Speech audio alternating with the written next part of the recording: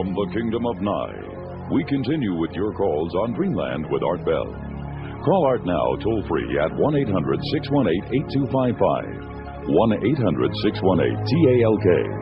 First-time callers, area code 702-727-1222. 702-727-1222. Or the wildcard line at area code 702-727-1295. 727-1295 in the 702 area code. Now again, here's Art Bell. Now again, here I am. My guest is Harvard professor John Mack, and we'll get back to him in just a moment. I would say a million questions to ask. We'll never have time for all of them. I do promise you we will get the telephone lines open shortly, so stay right where you are. Harvard professor John Mack. Dr. Mack. Yes, sorry. Dr. Mack, what about, we were talking about the way people are affected by this. What about the generally deeply religious people? How are they affected? Well, sometimes, at first, like there's one man that was raised as a fundamentalist Christian, and initially he thought that these were demons, and the people in his community said that they were demons. Mm-hmm. And then he realized that they were something else. He wasn't quite sure what, but that it was some kind of actual beings or some kind of actual experience that was occurring in his life, and that he had a relationship with these creatures, and that this was something different than his religious training. A lot of times when people are not familiar with the abduction syndrome, religious people will say, well, this is the work of the devil, that God would never appear in such a strange form of humanoid beings, and they get labeled as embodiment of demons. But people, there's no particular pattern of religious background associated with this, or reaction that's associated with different kinds of religious experience, which is one of the reasons, by the way, why the phenomenon seems to me to be so real and so robust, because it kind of takes precedence over people's religious experience. In other words, it's not an expression of some kind of religious background. It has its own shape and form which cuts across all religious backgrounds. Huh. Is there any indication with all of your research about what these beings want, or what the focus of their attention is during these abductions? The difficulty with that question is that what they... I mean, then you're dealing with sort of alien psychology. But what the pattern that tends to occur has to do with some kind of, I don't know what you would call it, but I guess reproductive, joining with us, perhaps, is the best way. In other words, there's over and over and over again, there's a description of sperm being taken from men, ova, eggs from women, reimplantation of a fertilized egg with something done to it through the alien principle, whatever this is, then the fetus removed from the woman later on. All of this again, and then finally the abductee being taken to see these hybrid offspring in the craft. So there's some kind of reproductive program here. Now, again, I don't take this quite as literally as some of my colleagues do. In other words, I don't know, again, in what reality this is occurring. No, there is not a documented case of an actual pregnancy that was tested for and then found mysteriously to be removed. There's no question there's some physiological changes occur in the women, and they experience a fetus being taken. No question about that. And it's not simply their imagination. But I'm very leery about saying that any of these things occur literally in our reality. I mean, that, as you said in the what do you call it, the program notes for the beginning of your program, even though things are strange and not necessarily in our reality, it doesn't make them any less real. That's right. but they're not necessarily real in the literal physical terms. For example, nobody's actually got a picture of these hybrid beings, or of the aliens at all, for that matter, that's reliable.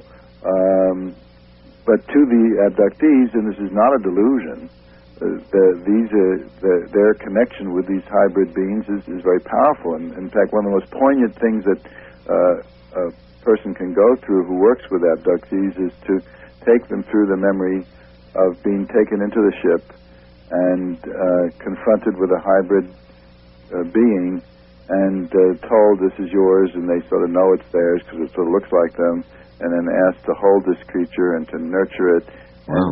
And they know that they have no control of when they'll ever see it again, and yet they feel somehow they are supposed to bond with this creature, or it won't do well. And it's a very real and disturbing phenomenon. The woman may weep on my couch when that is recalled. So again, it has something to do with reproduction, obviously. All right.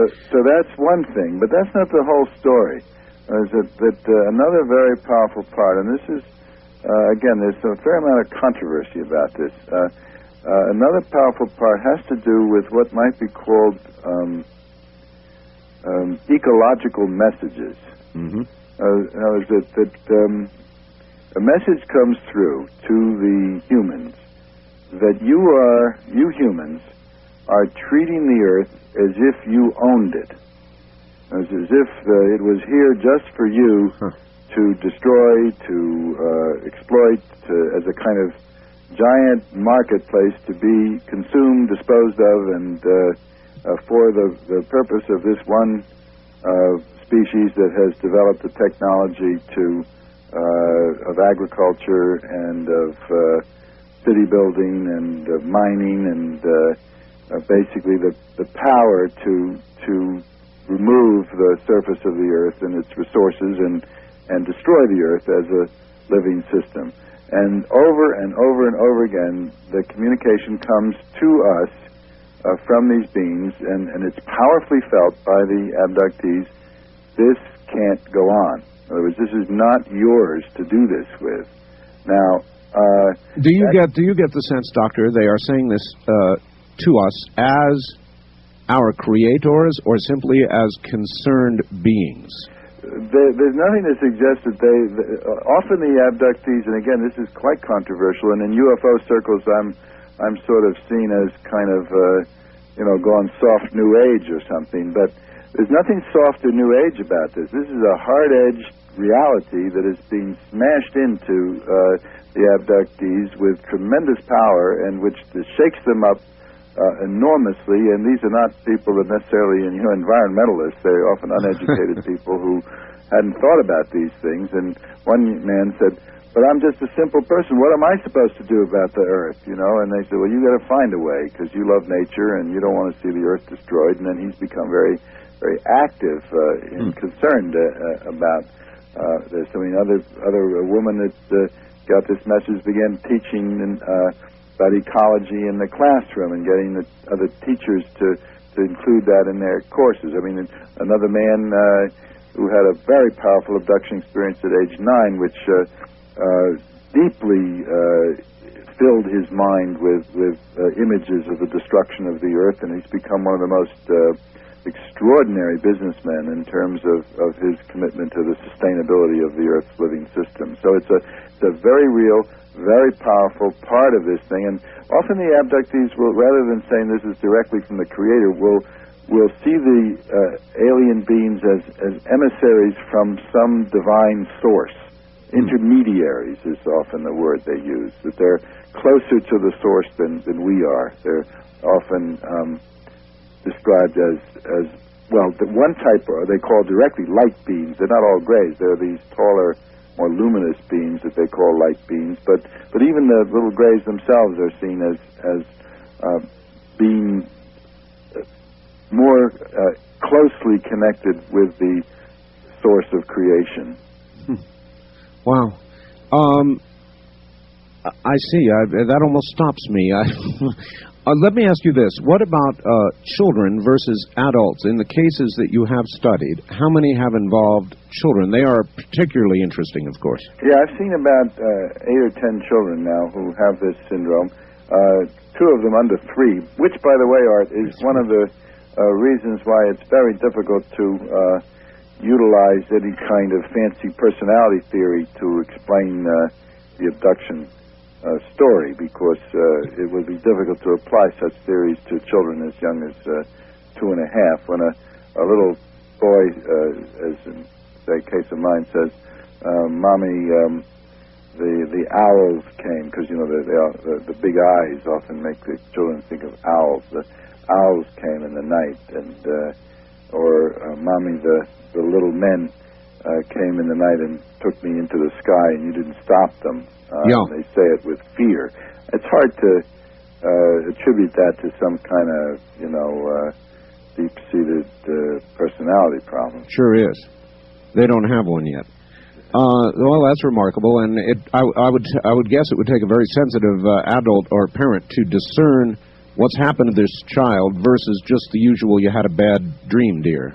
Yeah, but if the child over and over again points to the sky and says, "I went up there last night, and they took me up, and the house went away," and they say that very clearly and vividly, it doesn't sound like a nightmare. No, it doesn't. Although I still think most parents would say, "Well, you just had a bad dream, dear." Well, that may be. In other words, it may be that the ones where the parents come to realize that this is something more than a bad dream may be the minority. There may be lots of cases out there, even in your radio audience, where the parents haven't realized what was going on. Huh. Well, all right. I would very much like to get to the telephones, which we'll do shortly. But, Dr. Mack, I would like to, I guess I'd like to first ask you about your critics and what you would like to say to your critics. You're in a very prestigious position. You've really got your neck out. What made you stick your neck out? And now that it's out, how do you handle your critics? Well, I get criticized from all sorts of directions. I mean, the most serious critics are the ones that say that, well, you can't prove this with physical evidence, therefore you can't claim that anything extraordinary is going on here. And my answer to that is that we have to expand our notions of evidence. As my strong suit, as I said earlier, is clinical diagnosis. When you have thousands of people reporting in great detail very, very similar accounts, which they themselves are skeptical about.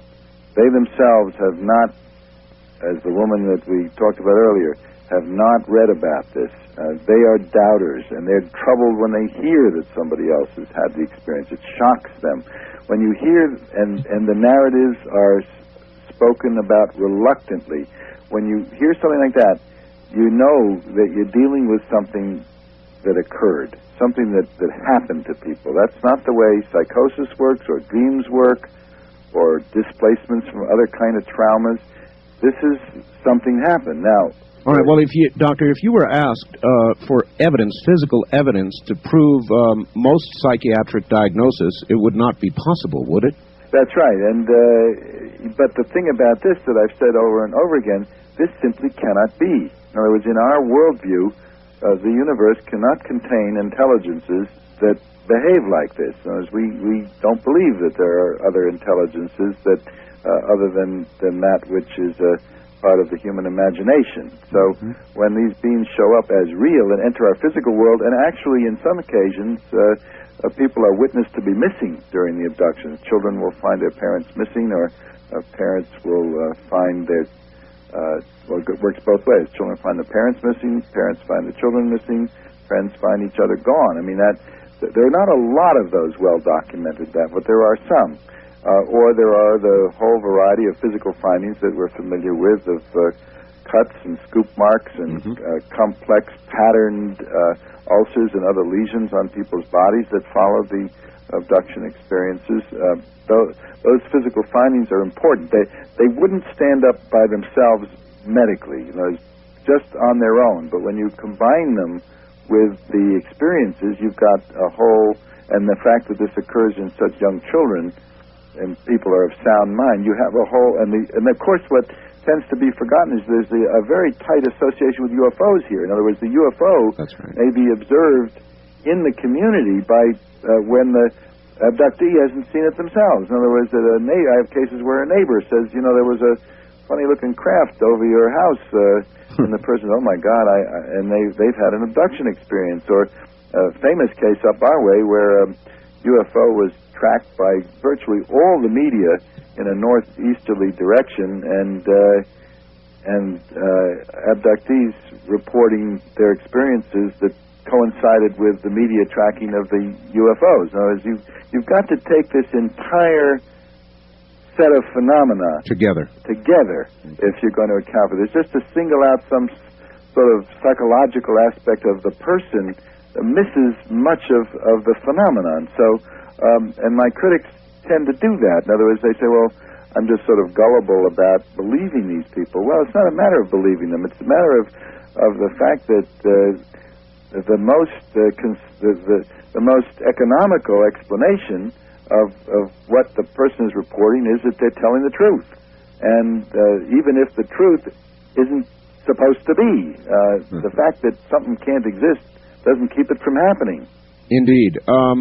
Speaking of that and keeping it from happening, I would think that one thing they would desperately want is to prevent it from occurring again if it scared them or they found it disagreeable, which I assume most do. Is there any way at all to prevent it? Well, Ann Druffel and Dr.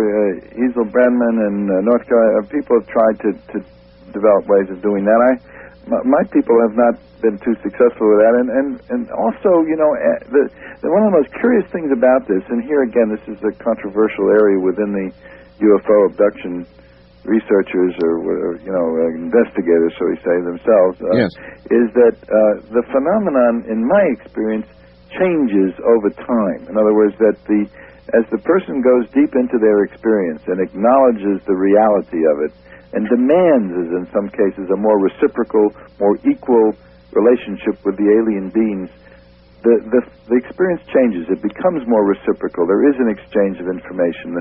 People are often work alongside the aliens, or they feel they're part of some evolutionary process in which this life is being planned for a future after human beings have destroyed the Earth as a living system. In other words, this is they feel they're part of some larger cosmic evolutionary process, and they themselves undergo some kind of spiritual change, and they may participate in this hybrid program much more willingly, and it becomes less of a traumatic kind of experience, hard as that may be to believe. Kind of like learning to love the bomb. Well, I don't know. I mean, I think that's one of the major questions here. Is this simply like that? In other words, it's an evil, but we've adapted to it, or is this in some way by its very nature, a spiritually evolutionary kind of phenomenon? Because a lot of people feel that it is. Sounds like you believe that it is.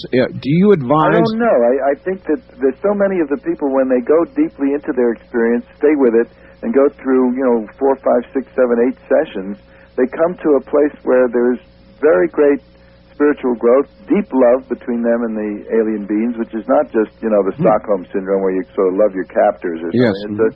Yes. One of the men in my book, Peter, talked about a lost brotherhood that we and a number of abductees have talked about this, that we derive from a common source. We were separated. That's maybe why they're humanoid, that we grew separately in some kind of evolution of beings or consciousness from some common divine source, and that this is a coming back together in the context of the ecological crisis on the planet. All right, we're about at the bottom of the hour, Doctor, but is that what you encourage when somebody wants to know how to handle it? Do you encourage them to move in that direction? I don't encourage anything. What I do allow the person to do is to have their experience. In other words, to be with them, to hold the energy with them, to allow the trauma to unfold, and to go with them wherever they're going to go. All right. I have been accused of influencing people, for instance, and a woman that transcribed 2,200 pages of tapes of mine says there's not one sentence. All right, Doctor, we've got to influence anybody. Doctor, we've got to break off there. Harvard professor John Mack, right back.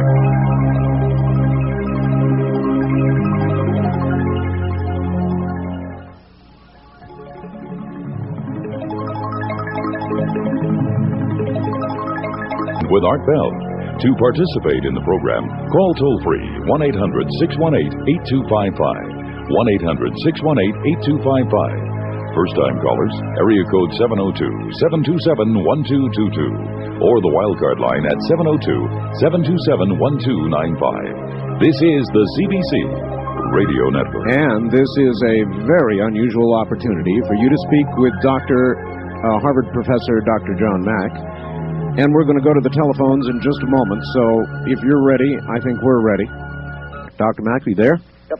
Good. I have one question before we go to the telephones, and it is, we know about the abductions that people tell you about and many others about because they come back to tell us. But there are, in this country and others, many missing children, many missing adults. Do you suppose, Dr. Mack, there are abductions where the person is not returned? I don't think so. I just don't think that's the way it works. I mean, I haven't studied that, but my sense is that those are more human kidnappings. I mean, because with certain exceptions, like the Travis Walton case, which was made into this movie, what is it? Fire in the Sky. That's right. That he was gone for 5 or 6 days, but usually it's a matter of 2 or 3 hours. It's not a long phenomenon. And there may be cases where I did hear of one case where a small airplane disappeared out in the Bermuda Triangle area, but I mean you can't really it didn't go into the water, but it was taken up. But sure. At least that was the recollection of people that studied it. But I don't think it's not well corroborated, and I don't really believe that there's any evidence that those are abduction cases. This is the end of side 1. Please leave the cassette exactly where it is. Flip it. One last question, then we'll go to the phones.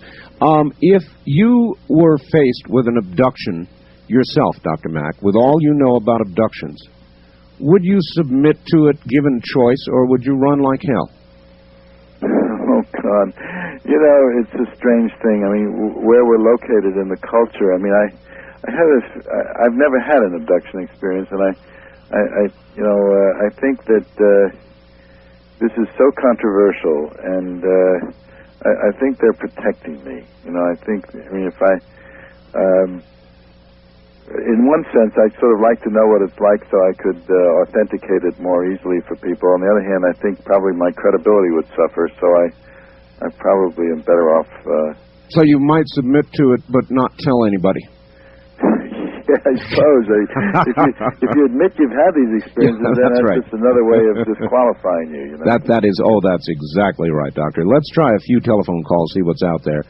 On the toll-free line, you're on the air with Dr. Mack. Hi. Yes, Doctor. I have a list of the doctors that were on that information, the false memory board. Some of them worked on Project Pandora, Slammer, and MK Ultra, and some others. I was trying to find it to fax you. Or to fax to the station. All right, are you wanting a list of researchers, ma'am? Is that it? No, I have them. You have them? I have them. I would imagine Dr. Mack does as well. All right, thank you very much. First-time caller line, you're on the air with Harvard professor John Mack. Hi. Yes. Hi, where are you, ma'am? San Diego. San Diego. Uh-huh. What is your question?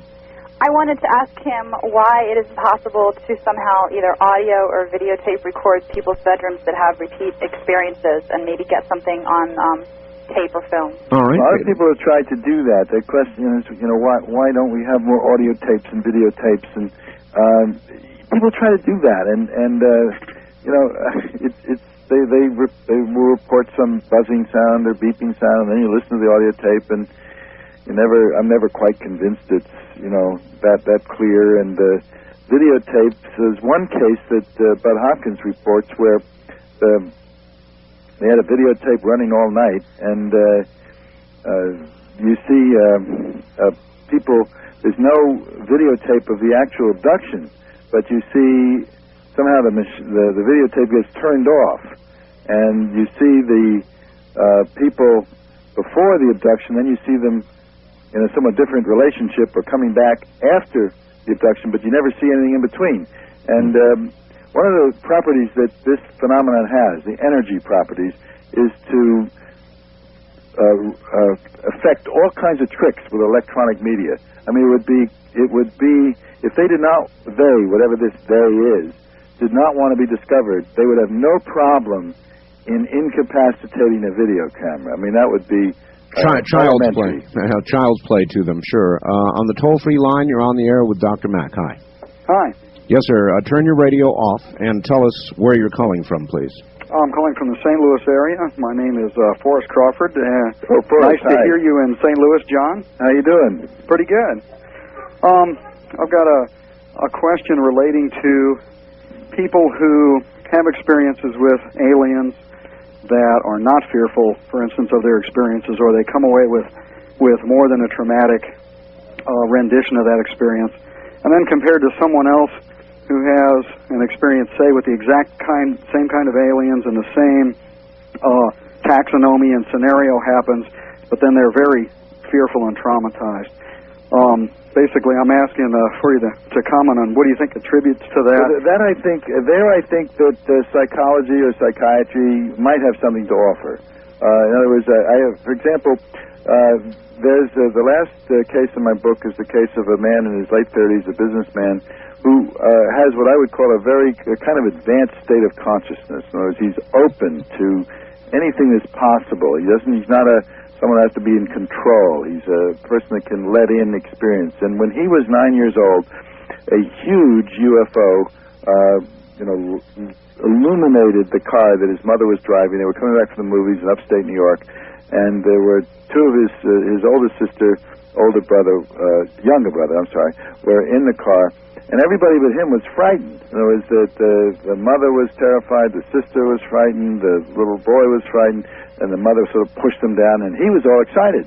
And he was accepted this thing, and he felt there was a communication from the beings that were in the craft, and in the hypnosis session he was actually taken up into the craft and given all kinds of information about the future and what he was supposed to do and this kind of thing. There was nothing traumatic about it at all. In other words, he was open, receptive, he had that kind of consciousness, whereas I think people that are more closed in themselves, more restricted in their minds, more wanting to maintain control of everything around them are more likely to have a traumatic experience. It seems to be that there's some relationship between the evolution or state of consciousness of the abductee and the nature of the experience. So it may be their paradigm could be causing their difference in reaction to the experiences. Something like that. Now, there's something in the state of mind, the receptivity, the openness. I mean, I've known, for example, a woman who is a leader in, understanding, shamanism and consciousness change and evolutionary thinking, whose abduction experiences from the beginning have been informational with luminous beings and not with the sort of tough little grays.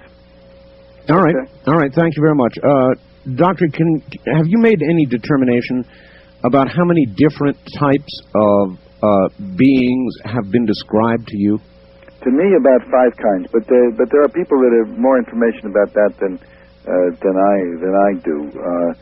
Jim Harder, for instance, in the Berkeley area, he knows many more types than I do. He's been studying this for 20 years. Linda Linda Howe has described all kinds. Mine have been restricted to the little grays, the more taller luminous beings, the sort of reptilian-looking ones, sometimes praying mantis-like creatures are seen, and then various sort of more human-looking ones that work alongside the other beings on the ships. But I'm not an alien demographer. I understand. On the toll-free line, you're on the air with Dr. Mack. Hello, where are you calling from, please? Calling from Northern California, Art. Yes, sir. You have a great show tonight. Thank you. Yeah, I wanted to ask Dr. Mack if there's any similarities between the people that have been abducted. Significant. Now, that's a very good question, and the fact that there, as far as we can tell, is not, have not been any psychological characteristics found, is again one of the pieces of evidence that we're dealing with something that isn't related to the personality or personal background or conflicts of the individuals. There are people that have had very disrupted, unhappy lives from working class families, but there are also cases from very wealthy families, professional families, where it's been very loving, intact families, as in the case of the businessman that I talked about earlier, was the last chapter in my book. There's every type of profession represented, including psychiatrists, diplomats, writers. All right, so it's very diverse. What about a mix between male and female? Is there anything noticeable there? Well, it depends. Thomas Bullard found more men in his survey.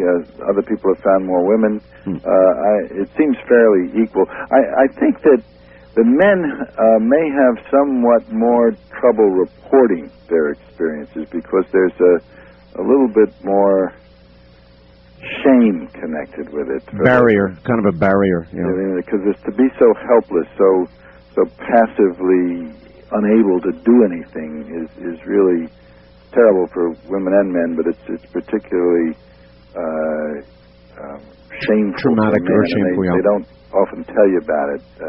That's right, because a man has a kind of a control thing, doesn't he? A little more, yeah. I mean, to be made helpless, have a cup put over the penis and sperm taken. The first case in my book is a man who, when he was 16, he and his friend were in a Nash Rambler, and they were sleeping, and the beings came, and they took him into, a female being took him into a pod, and he described some sort of, in a somewhat macho way, a sexual encounter, and then the information that was given to him about the state of the earth and so forth. But under hypnosis, this turned out to be much more humiliating. It was the more typical cup put over his penis, and the female being in charge sort of watched over this and said, we're not here for sex, and we're here to take your sperm, and he found it really quite humiliating. So he modified the story when he told it elsewhere. When he told the story consciously, which again relates to the question about hypnosis. I mean, here, his conscious recall, because he wanted to represent himself to himself and to me in a more favorable light, was less accurate, in my view, than what came out when he was relaxed under hypnosis and brought forth what was a much more typical account of being forced into this situation. So, the diversity in the stories is in itself revealing, isn't it? Yeah, and it tends to counter the notion that hypnosis is distorting, because the conscious ego did more distorting in that situation than hypnosis. Exactly. All right, on the toll-free line, you're on the air with Dr. Mack. Good evening. No, I guess you're not. On the first-time caller line, you're on the air with Dr. Mack. Hello. Hello, yes. Where are you calling from, sir? Missoula. Missoula, Montana. All right. Have you ever considered the possibility that these creatures are not aliens, but maybe they're from the future? Oh, yes, thank you. And the dimensional question, you mentioned the possibility of other dimensions earlier. What is your thinking on this? Well, I think that it's a good question.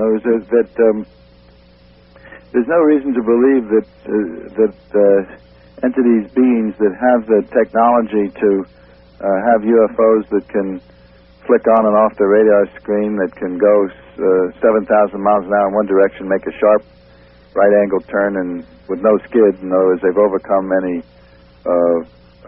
ideas we have about gravity, and that they can float people through walls, evidently, and there's no reason to believe that they wouldn't be able to move through time in some way. You know, that's certainly a possibility. What was the other part of your question? Well, he's gone now, but that was the basis of his question. Could they be from the future, I believe he said, yeah. And I added other dimensions. Yeah, the other dimension, that was your question. Yeah, I mean, this whole dimension thing is I mean, increasingly physicists are talking, we talk about string theory and talk about, there's a physicist, Ron Bryan, who sees in subatomic particles that you can't account for all of them within the physics, the subatomic physics that we have in the four-dimensional universe, that we need additional dimensions, and that Fred Allen Wolf there's a guy named Bonansky who's written a book about other dimensions that these beings could come from. That was originally Jacques Vallée's idea, that they exist in a parallel universe, that they pass into our universe, so that they, again, that would tend to go against trying to locate that they're from this or that planet or this or that star in one or another galaxy. That it may be that they exist in some dimension that we don't even understand. Abductees will often say, by the way, during their experiences, as they recall their experiences, this is not occurring in space-time as I know it, and it's hard for them to. They find that very difficult to put into words, but the message is consistent, that this is not happening in our space-time universe to them. That one woman put it, all time dimensions collapsed into one time, or something like that. In other words, that we don't have language for it, but that the altered state alters the sense, as they recall the experience, alters the sense of space and time. And I think that's a much underappreciated fact. In other words, we're too ready to try to see this thing literally as occurring in our physical universe, rather than expanding our notions of reality to other dimensions, other possible universes that are not simply our physical four-dimensional. All right. Well, while we're on that subject, I interviewed Mr. Monroe from the Monroe Institute a few weeks ago, and he talks a great deal about out-of-body travel, which is clearly some sort of altered state. And I wonder if it has any relationship to either the altered states that we've been examining tonight, or whether the out-of-body process also has some relationship to what we're discussing. The argument against that Bud Hopkins and others have used is that the people are really gone. In other words, it's not just an out-of-body experience, as he puts it, it's an out-of-the-house experience. Yeah, they're physically gone. You're physically gone, but I don't know that it's either-or. In other words, sometimes people will experience themselves floating above their bodies, or that they've entered the ship, but they're not sure the body is left, and there may be gradations in between, that there is a separation of consciousness and the body. That has been the experience of a number of people. Now, again, all kinds of tricks of consciousness seem to occur in this phenomenon, and it's not just, I don't believe, and much more research needs to be done. I don't believe it's simply literally that the person is physically removed. I think there's maybe something to be learned from the out-of-body, out-of-body studies, but I don't know more about that. All right. On the toll-free line, you're on the air with Dr. Mack. Good evening. Where are you calling from? This is Bryce in Wichita Art. Hi, Bryce. Hi. Dr. Mack, it's a pleasure to talk with you. Yeah, I remember reading a long time ago, and I've been trying to find it, Carl Jung kind of prophesied that there'd be a big surgence of flying saucer sightings and contactees and such, and he attributed it more to spiritual beings than he did to aliens. Have you? Well, yeah, he wrote this was before abduction syndrome had been identified, but he wrote about flying saucers and saw them as what he called psychoid phenomenon. So it was something which exists in the psycho-spiritual realm, but shows up in the physical realm and is perceived by people. In other words, it breaks down the barrier between the spiritual, the psychological, and the physical. It's a crossover phenomenon, and I think there's a lot to that. I think one of the most extraordinary aspects of this, and I think one of the things that's kind of gotten, going back to my critics, who've gotten people so mad, is that there's kind of we've created a kind of sacred barrier between the spiritual domain and the physical domain, as if they should never meet. It's just kind of like separation of church and state. And in fact, I've even been accused of breaking down the distinction of church and state and opening the doors to fascism by my saying that this is both spiritual and physical at the same time. In other words, that this does that.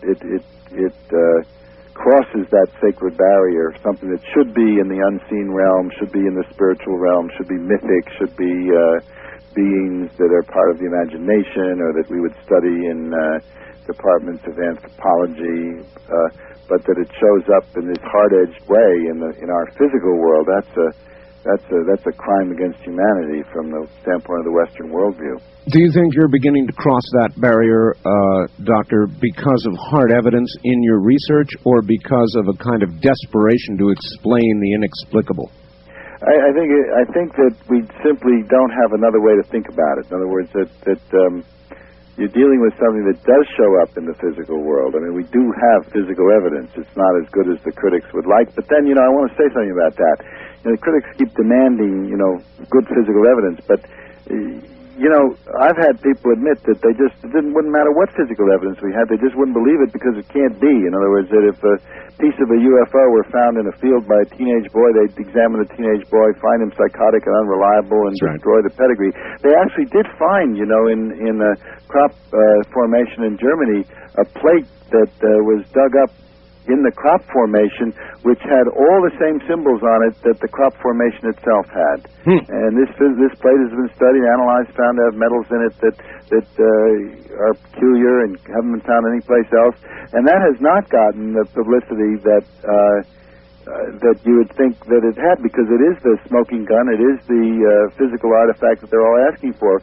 So what they do in that case is just not pay that much attention to it. I mean, that would be the exact thing that they're asking for, the critics ask for, but, if we're not ready for it, it's like the meteorites in the scientists who discovered meteorites in Europe repressed the evidence for 39 years because he thought he would be ridiculed if he said that objects could fall from the sky. All right, Doctor, we're going to pause there. We're at the top of the hour, so rest for about 6 or 7 minutes. When we come back, we're going to tell people how to get your book, all right? Okay. All right, Dr. Mack, stay right there. Harvard Professor John Mack is my guest. Fascinating session. Still plenty of time to get in if you would like to. We've got another hour to go. You're listening to a Sunday evening Dreamland on the CBC Radio Network. I'm Art Bell.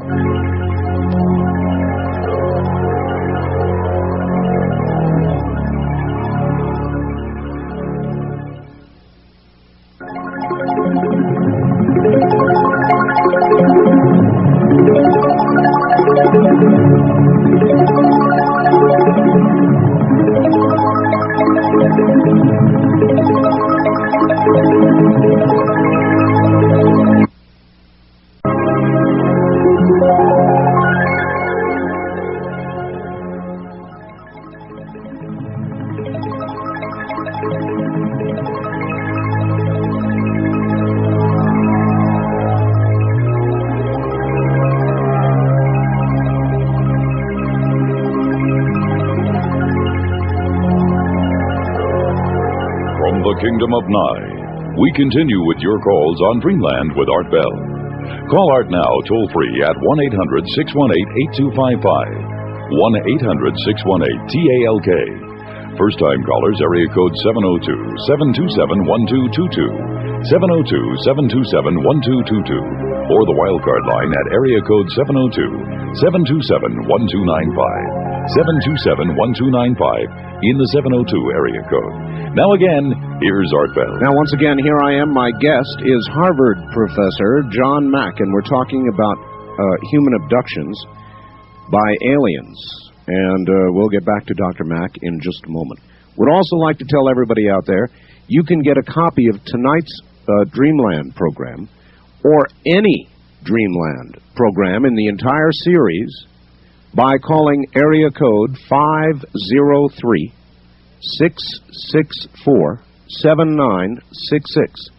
Let me give that to you one more time. To obtain a copy of this program or any Dreamland segment, you can call area code 503-664-7966. Back now to Harvard professor John Mack. Professor Mack, what is the title of your book? It's called Abduction, Human Encounters with Aliens. It's pretty straightforward. Abduction, Human Encounters with Aliens. And where, I take it is a compilation of a lot of the research. Yeah, the first two chapters are overviews of the phenomenon as I and others have described it, both historically and in terms of what an actual abduction experience is like. And then there are 13 cases that I've seen that illustrate various aspects of the phenomenon. The cases tend to get more complex and deeper into the meaning of the phenomenon as one goes through the book. And the last chapter is kind of a blue sky look at what the whole thing might mean, what its implications are for psychology, for the human future, for ecology, for our spiritual development, that kind of thing, which is not factual necessarily, but derives from the cases themselves. All right. Who publishes? Scribner's. And where can folks get it? Well, I hope they can get it in any bookstore in their town. If they can't, I hope they'll tell their book dealers to try to get it. But it's fairly widely available. I think so. All right, very good. I think anybody who's been abducted or is concerned about the phenomenon would certainly go out and get it. I'm sure it's, and I'd very much like to read it myself. I have not yet, Dr. Mack. Hi there, on the toll-free line, you're on the air with Professor Mack. Good evening, this is Fritz from Phoenix calling. Yes, Fritz. Mine is more like a statement. In the early 40s, Dr. Wilhelm Reich, a scientist way ahead of its time, was researching cosmic energy. He was finding an energy field he called orgone energy.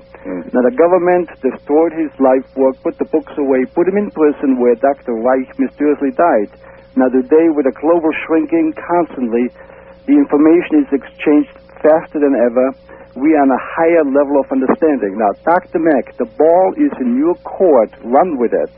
The reward will be unimaginable. Do what Dr. Reich couldn't do. Well, thank you. I mean, it's not as if there isn't an awful lot of what that interesting call gets us into is the whole question of what is the resistance in this culture to accepting that something important is going on. Mind you, that doesn't mean we understand it. That doesn't mean we know what these energies are or what these beings are or what their ultimate purpose is. But it seems to me that it's worth looking at why this creates so much controversy, why on the one hand people deny it, why they want to find anything but, I mean, you know, you say, well, it's threatening, but why is it threatening and how is it threatening? Well, the unknown is always threatening, always a little frightening. But what makes this more unknown than anything else? I mean, we've never really understood life itself or why we're here or what death is like or what happens beyond the earth. I mean, it seems to me that if we're connected with other intelligences in the universe, that isn't any more frightening than being totally isolated in a dead universe, which is what with nothing but energy and matter. I mean, that it seems to me that there would be it would be a subject of fascination. I just wonder why there is such a terrific. Well, what kind of answers do you come up with? Is it religious based? Is it some other part of our social structure? Where?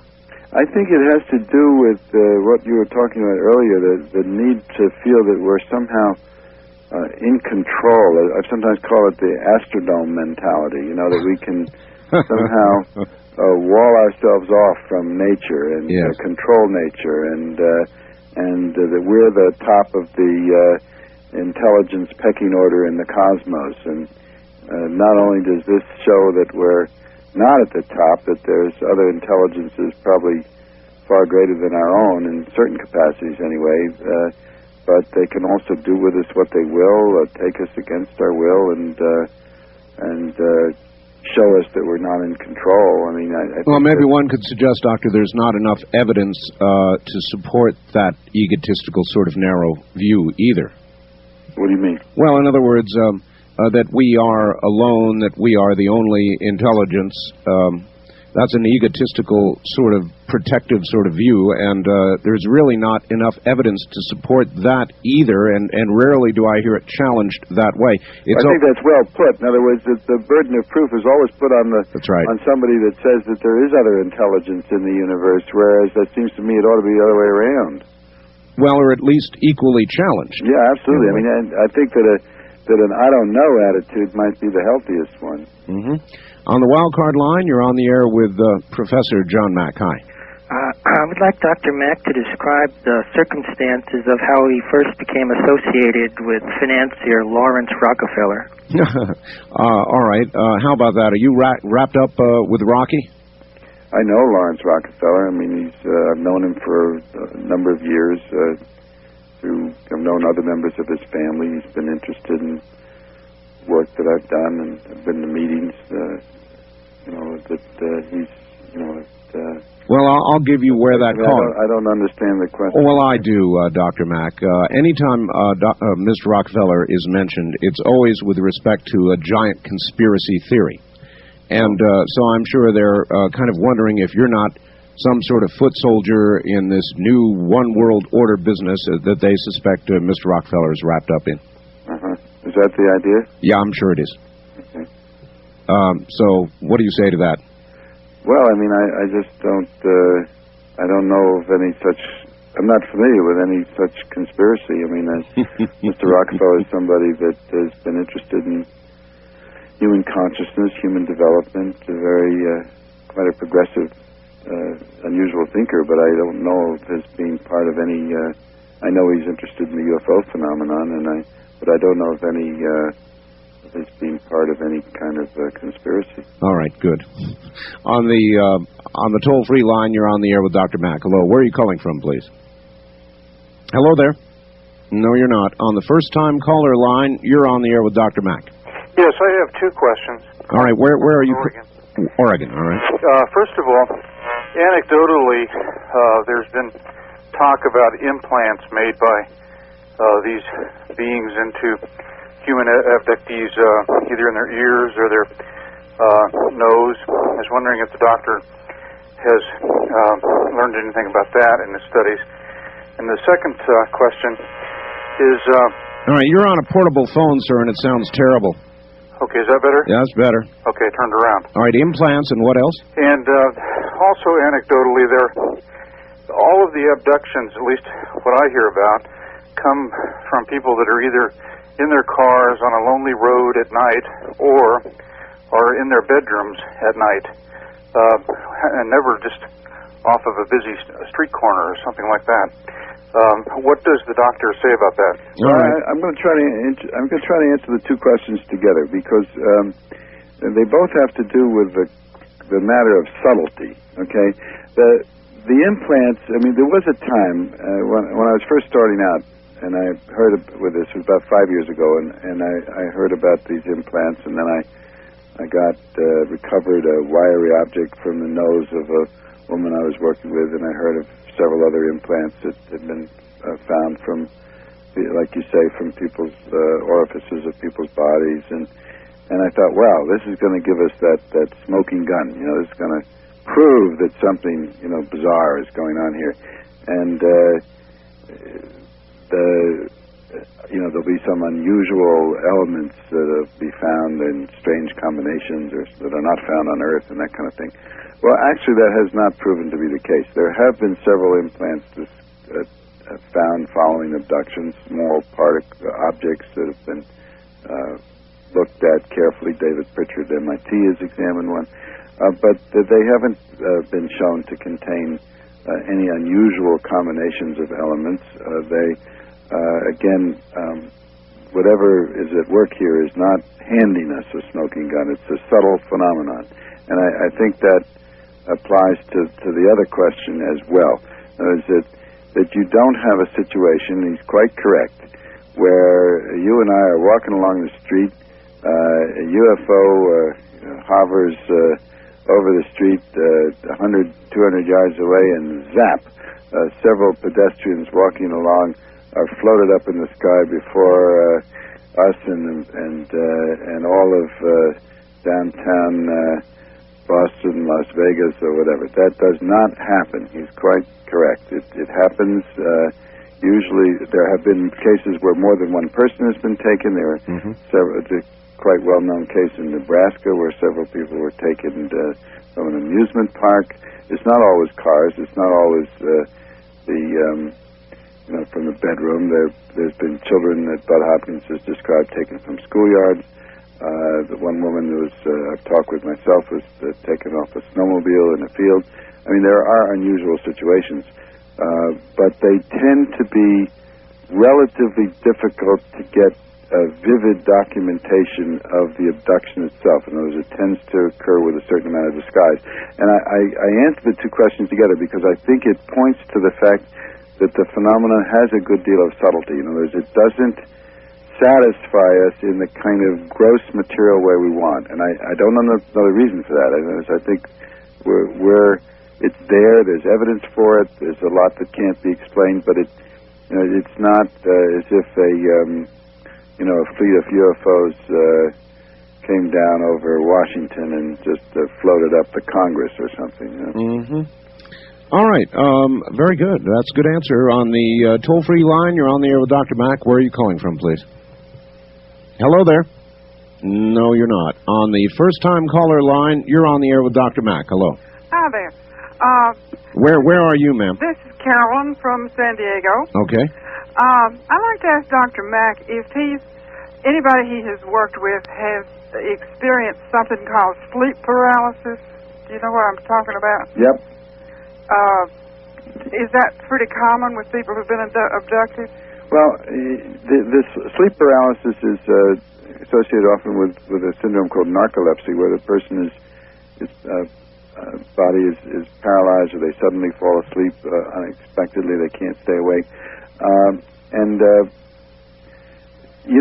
a certain instances, these individuals do have some aspects that look like sleep paralysis. In other words, that they wake up and they can't move. But there's a whole set of other phenomena that go along with that. In other words, in these situations, you have these little beings with the dark eyes around the bed that are consistently described. The person experiences being floated down the hall, through the wall, up into the sky, procedures done in the UFO, and these stories quite consistently told. And there's a Dr. Anch in the St. Louis area who's an expert of sleep paralysis, and I spoke with him about this, and I have spoke with other experts who actually study sleep paralysis, and they say that it doesn't contain all the dimensions that are found in the abduction syndrome. So it's one. I mean, often we find that that somebody will take one aspect of this whole syndrome and say, well, maybe that's what it's about. Or they say, for example, that the UFOs are sort of womb-like, so maybe this is a recollection of a birth experience or something of that kind. Or is it take one aspect and then make a whole theory out of it? All right. On the wildcard line, you're on the air with Dr. Mack. Where are you calling from, please? Calling from Seattle. Seattle, yes, ma'am. Hi, Art. Hi, Dr. Mack. Hi. Hi.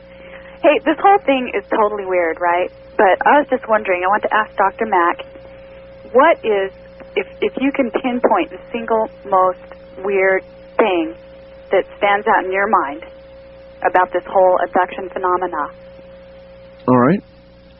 The single most weird the weirdest aspect or strangest aspect of it, I suppose. It seems the whole thing is strange, but is there anything that stands out?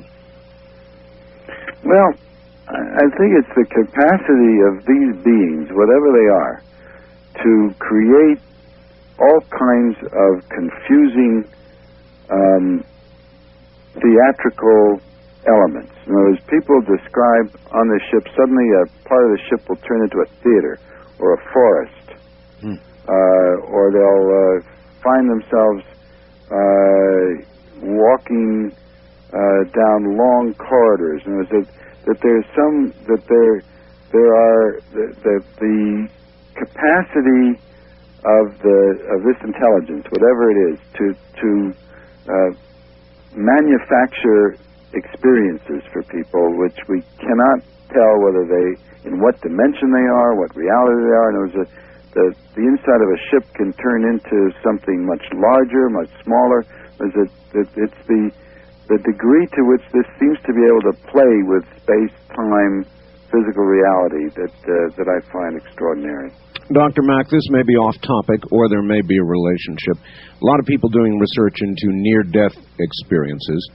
A lot of testimony from physicians saying, well, look, this whole story about going down a long, dark corridor toward a point of light and all the rest of it is easily explainable as the brain dies, the synapses start dying from the outside toward the center, and therefore the light is toward the center, and they try to explain it in that manner. One, do you see any relationship between NDE and the possibility of another dimension with regard to these aliens? And how do you feel about that physical explanation of the phenomena? Well, I think it would be hard to. I mean, there's Michael Seebohm, who's a cardiologist who's studied the near-death experiences, has several cases where people who were otherwise in a coma have actually been able to have their consciousness floated above the operating table, reported what the surgeons were wearing, reported what was on the instruments, in the anesthesia instruments in the OR, or they could even see what was going on down the corridor with relatives of theirs. I mean, it's the near-death experience has a whole lot of elements to it which are difficult to explain purely in terms of the phenomenon of the dying brain. And I mean, the consistency with which people report complex, extremely powerful, vivid encounters with light and with relatives and with beings down this tunnel, which they experience as altogether in a reality. I don't know. I mean, it doesn't. It's just why would the dying brain necessarily throw off that kind of experience? We don't know. We don't have much other evidence of a dying brain creating that kind of complex and replicable experience. So I don't know. I mean, I guess I'm reaching out looking for some commonality in these varying described altered states. I wonder if there is any commonality in them. Well, I think that they all involve the question of whether there can be a consciousness separated from the body or the brain, or whether whether there can be experiences that are not simply explainable in the ordinary physiological way. You know, there's what Dr. Stanislav Grof calls transpersonal experiences, where our nature or our being or our existence can travel outside of our brains or outside of our present limits of reality. I mean, I think it has that element in common. Dr. Mack, what do you think, as you look down the research road, we'll finally put this thing in a box so that we can understand it? Will anything ever do that? Will it be physical evidence, or do you think that these alternative areas of research will finally prove to be the key to unlock all this? Well, I mean, That's a very good question. I think we need to study how this shows up in other countries, how widespread it is. I think if we create an atmosphere in which people feel free to speak up, to report their experiences increasingly, where abductees are not so afraid as they are now that they're going to be lose their jobs or be humiliated, that will help because we'll have more cases. I think if I'd like to see many more clinicians, psychiatrists come into this. I'm increasingly getting letters from psychiatrists and psychologists who have cases and who are beginning to recognize this and not try to put people into particular pigeonholes. I think we need to establish once and for all that if that can be done, that there is no obvious psychological explanation for this by doing careful personality assessments. Some of that has been done. I would think by the time a clinician comes to you, for example, he would be sort of at his last hope. In other words, he would have reached out to every other conventional psychiatric road that he could and then be coming to you as a final desperate move. Is that typical? Well, I often do see clinicians who begin to suspect that they can't explain their cases, but until recently it was more likely to be that the person themselves would leave a psychologist that was trying to put them into a particular category. Very often, because there is this sexual reproductive aspect to the encounter, a lot of times the mental health professional will be looking for a history of sexual abuse, which can be doubly harmful because it not only is barking up the wrong tree sometimes, but it also will tend to sow distrust between family members unnecessarily. So that can be a particular problem. All right. Dr. Mack, hold on. We'll be back to you. We're at the half-hour mark. You're listening to Dreamland. My guest is Harvard Professor John Mack. Remember to get a copy of this program or any other Dreamland program.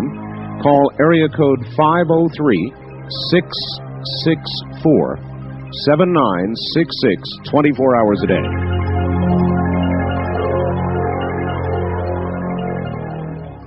Free line, you're on the air with Dr. Mack. Where are you calling from, please? I'm calling from KDWN, Seattle. Yes, ma'am. Dr. Mack, has any abductee that you've ever discussed abduction with ever told you that a medical doctor has advised them that they, during a skull X-ray or isotope scan, had laser surgery on their skull without I don't know on the skin skull, part? but I've certainly had situations where somebody had, say, an implant in the nose, or one man who had a very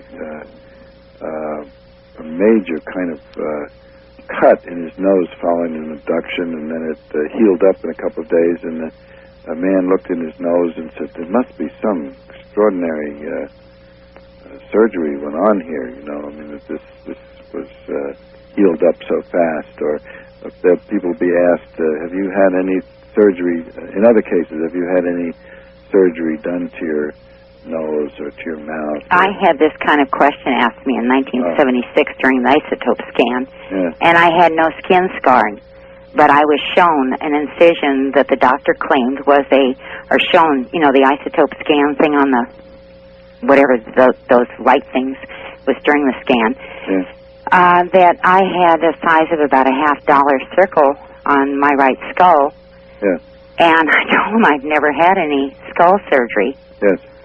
And have you had experiences? I've had a lot of experiences. Yes. I'm afraid I'm an abductee. Yeah, well, I mean, I don't know if you are or you aren't, but I've seen a man of light. I've had miracles, you know, where I've... she's saying she's seen a man of light. Yeah. On January the 1st of 1957, he awakened me in my apartment. I had a child dying in Children's Hospital and another child down with the croup, and I was sleeping in the living room. He was 6'8", because he touched the door jamb, and he filled the whole apartment with light. Obviously, I recognized him because I said to him, I can't go with you now. Can't you see my children are both sick? He just disappeared, and my ex-husband, my former spouse, jumped up and asked me how I turned on and off the lights in the entire apartment. And I said I didn't, and I told him about the man of light. He thought I was crazy. Well, that's that's what I was referring earlier to, the taller, luminous beings that some people have experience with. Yeah. I take it you don't think that these aliens are dangerous to us, that they're basically benign, Doctor? No, I don't know. I mean, one of the difficulties for us human beings is we tend to be rather species-centered, in a kind of egotistical way. We were talking about that earlier, and I think it might be that they are, from our point of view, neither benign nor malignant. That it may be that we are in some way so radically out of balance with nature that this involves, as one of the abductees put it, some kind of cosmic correction, which we find unpleasant and which is inconsiderate from the human point of view. But when you consider the fact that human beings are the cause of the elimination of countless living species every day that we live and breathe, eliminate completely other species, the fact that we would be in some ways inconvenienced by another force that's involved in some sort of cosmic correction is hardly of a great moment compared to the destruction that we bring on the earth in any given day, to one another as well as to other species. Doctor, it brings on this question. Would it be your view that our industrial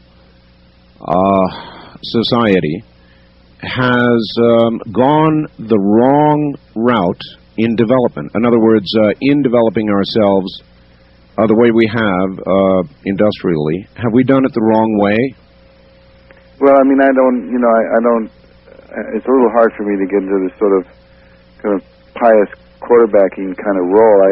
But when you think about it, there is something a little bit bizarre about, if you step back, and I think one of the things that studying this phenomenon has allowed me to do is to kind of step back and look at ourselves a little more objectively. And the idea that one species should appropriate to itself the entire Earth and divide it up into sections and call those countries and lands and claim that we own it. That's native peoples haven't been quite as territorial as we are, but it is rather strange that this species should treat this Earth that way. And you can say, well, it's natural because we've had the ability to do it, but it evidently is whatever is the right and the wrong of it. It is creating some kind of a ripple which is extending beyond the Earth.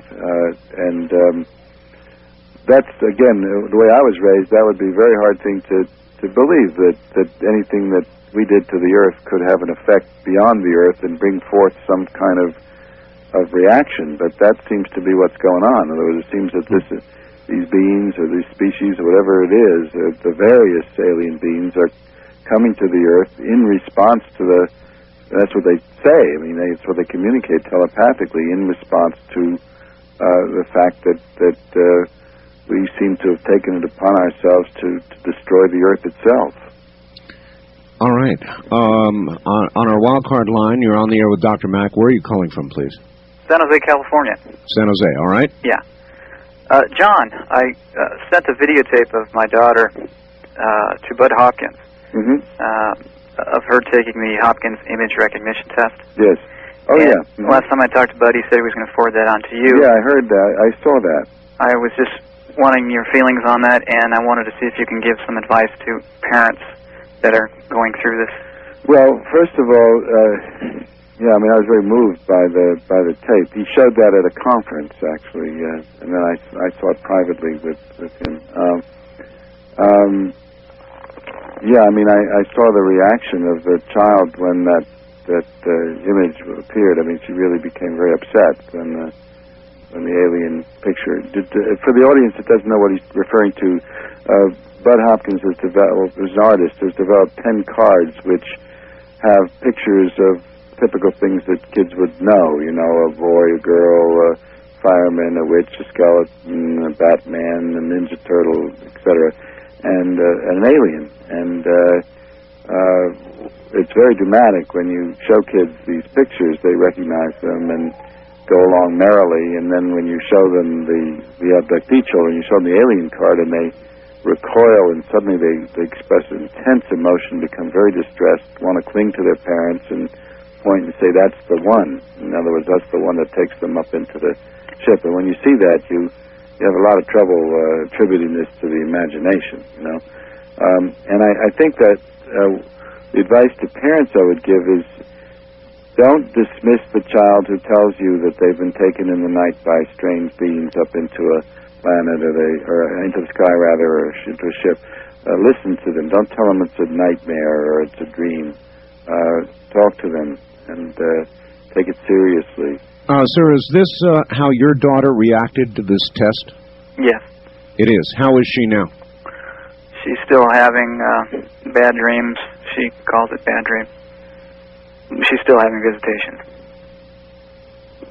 All right, I thank you. What kind of advice do you offer somebody like that, Doctor? Well, I don't know his community. What community are you in? I'm sorry, he's in San Jose. He's gone now. San Jose. Well, I mean, again, it depends. I don't know in San Jose who the pediatricians or child psychiatrists or other child mental health people are, and who might be open to taking this seriously. I had an experience in Cambridge where there was a child psychiatrist I referred a 3-year-old boy to who was having abduction experiences, and I wanted him to be open and to take it seriously, and he examined this little boy and concluded that he was a healthy little boy except for these experiences.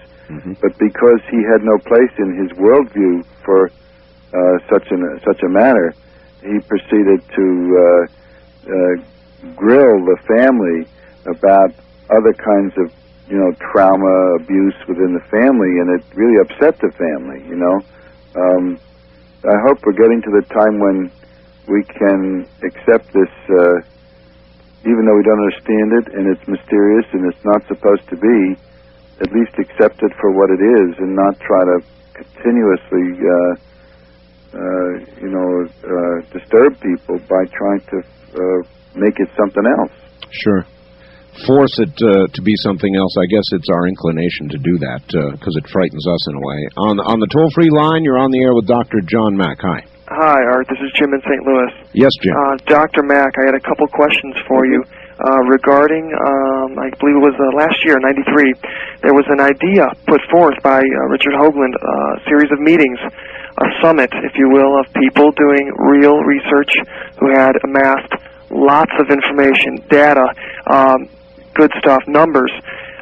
You came on 48 Hours a while back and talked about other dimensions, whereas he has earned the Angstrom Medal for his work in the physics of other dimensionality, and he has raised the charge that repeatedly, consistently, you have, starting with the, I guess it was in late in 93, you have decided to shun, to turn away and deny any of the information that they have amassed. You had stated categorically at one meeting to the other researchers, we will never really know, and there will never be any hard evidence. It's also, I think I understand, that you were given a grant of $100,000 as well as John Greer by the same person. And it seems to me, it sounds as though somebody is playing politics here. And a short time thereafter, you were politicking against these summit meetings of people with to doing hard research. All right. No, I mean, it's simply not true. I mean, I have nothing against doing hard research. Richard Hoagland's work is on the face on Mars. It doesn't have to do with the abduction story. I think that the abduction story is elusive. In other words, I think that to get physical evidence that's going to give us that smoking gun that's going to prove that this exists in our world as we know it, I think it's going to be very difficult. I'm not against that. I think it's important to amass as much physical evidence as we can. It's just simply what the man is saying is not true. I have not politicked against getting the physical evidence. I think the physical evidence is extremely important. It's just very difficult to get hard evidence around the abduction story, and I think that we have to be careful not to call something hard evidence when we're not sure. All right. I'd like to ask researchers this question, Dr. Mack. If you had the smoking gun that you've been talking about that we all want, how hard would you think about the advisability of making it public before you did so? Well, it depends who makes it public. I mean, again, you know, what would be a smoking gun? What would satisfy? I mean, the debunkers say, well, we have to have a physical artifact off of a UFO. Well, we may not get that. But if what I was describing earlier, which was this object that was found in Germany in the Earth, which replicated in its symbols the actual shape of the crop formation. Now, for that to be acceptable, the pedigree of the object has to be impeccable. In other words, it has to be studied. It has to be clear that it wasn't made by somebody, and that would take a great deal of time. But that object seemed very promising. It was shown on the television program Encounters, and it's been studied in Germany, and yet it's gotten very little attention. I mean, I think this thing it's going to move not just with the physical evidence, because there's a great deal of resistance to accepting the whole phenomenon, but also to the state of consciousness of the culture. There's the willingness of the culture to acknowledge that something's going on. I mean, the crop formations is a good example. I mean, some of them are extraordinarily subtle and interesting and complex and involve this strange laying down of the wheat in very irregular patterns with the wheat stalks burned and swollen at exactly the same place, all of them. I mean, and yet in spite of these, they can be complex symbols which have fractal-like formations in them and extraordinary beauty. And yet the British public, for instance, where the most complex ones have been found, is told constantly that this is a hoax and it's not real, and yet the evidence seems to, from people like Colin Andrews and George Wingfield, that the evidence is overwhelming that there's some mysterious intelligence at work here, but we're not ready to accept it. So I think that this field will progress as much through our openness to accepting it, the shift in our consciousness around such phenomena, as it will in terms of the physical evidence. They'll go together. All right, and then there is this. For a second, working with the theory, there may be a parallel universe. That is another place in space and time, occupied by beings who are actually on our same physical Earth, but just in a different place or time or dimension. There would not be a surprise, would there, that any physical recovered object would have properties similar to those on this Earth, because, in fact, it came from this Earth. Yeah, and I mean, and if, for example, with the implants, I mean, if you're assuming that these beings do in fact exist, and that they, in some form, and that they do in fact do physical things or place particles in the body, it wouldn't be surprising if these objects were compatible with the body tissues, that they would not be something that couldn't be in the human body, that would be rejected by the human body, or that if they wanted to disguise themselves, they wouldn't necessarily offer us something that could be readily analyzed as strange and bizarre and that kind of thing. I mean, the whole thing is very elusive. It's very complex. It is mysterious. It is subtle, and the way I see it is we're gonna have to stretch to meet it as much as it's going to hand us any easy answers. Tell me something. If you could do it all over again and not take this road and not begin investigating these things, would you avoid the road? No, I wouldn't. I mean, I think it's the most interesting story going on the planet right now, and I guess I'm often wonder why more people don't jump in. I suppose it's because it is so elusive, and it doesn't doesn't conform to the requirements of the physical sciences in a way that satisfies people. It cuts across disciplines, and yet, I mean, if we are in fact being reached by some other kind of intelligence. I mean, what could be more interesting than that? What could indeed. Doctor, we're out of time. Tell us one more time the name of your book and generally where we can get it. Oh, the book also. There's something else I wanted to do. The book is called Abductions, Human Encounters with Aliens.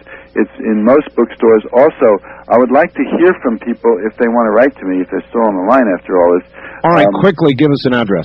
Write to me at John Mack, the Cambridge Hospital, 1493 Cambridge Street, Cambridge, Mass. 02139. And they should say, if they write, that if they want information, that they heard me on this program, so we know that. All right, give the address once more. Okay. It's Dr. John Mack, M-A-C-K, the Cambridge Hospital, 1493 Cambridge Street, Cambridge, Mass. 02139. Doctor, it has been a pleasure having you on, and I hope that we can do it again. Yeah, good. Thanks, Art. Thanks, John. Bye-bye. That's Dr. John Mack. And I am sorry, we are absolutely out of time, only enough time for me to tell you that we would, of course, love to have you order a copy of this program, a very informative program with Dr. Mack, or any other Dreamland program that we have aired in the entire series. You can do so 24 hours a day by calling area code 503-664-7966. 503-664-7966. Thank you, and good night.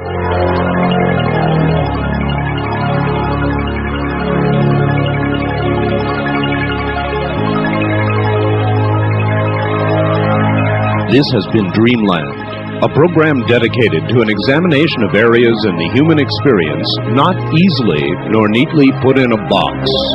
Things seen at the edge of vision, awakening a part of the mind as yet not mapped. Yet things every bit as real as the air we breathe but don't see. Please join us again next week at this time for Dreamland.